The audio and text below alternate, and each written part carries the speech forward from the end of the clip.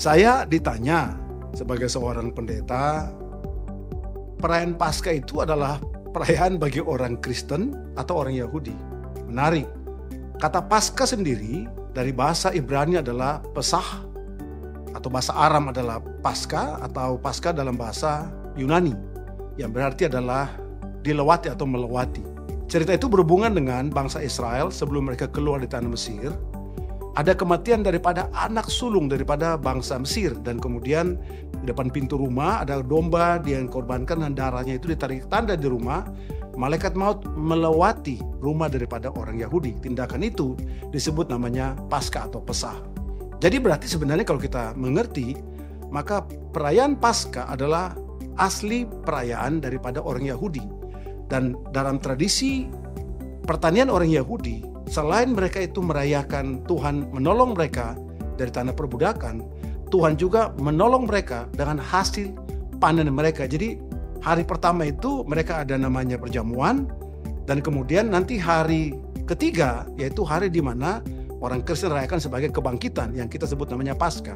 Jadi Paskahnya kita dengan Paskahnya Yahudi itu sudah agak berbeda. Paskah Yahudi itu adalah hari Jumat kita, sementara hari Minggunya orang Yahudi yang kita bilang Paskah sekarang itu adalah hari raya namanya first fruit, di mana bangsa Yahudi mereka mengambil panen yang pertama, dan itu yang mereka bawa kembali untuk mereka persembahkan kepada Tuhan di Yerusalem pada hari yang ke-50 atau namanya Sefaot atau Pentakosta yang kita sebut sekarang.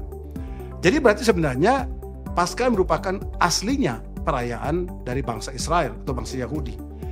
Masalahnya adalah di dalam Alkitab diajarkan bahwa apa yang orang Yahudi lakukan, praktekkan atau hukum-hukum Musa adalah merupakan shadow, sementara reality adalah dalam Kristus.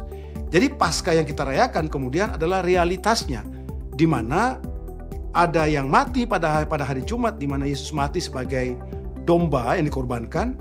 Kemudian ada yang bangkit pada hari yang ketiga, di mana dikatakan yang sulung yang bangkit, seperti first fruit-nya yang orang Yahudi praktekkan.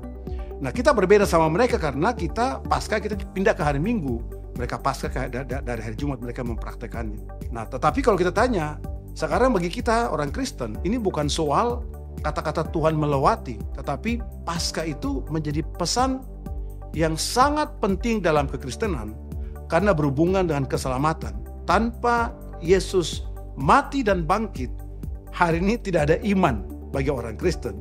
Karena iman kita didasarkan oleh kematian dan kebangkitan Kristus yang berarti adalah tanda keselamatan bagi orang-orang yang percaya kepadanya.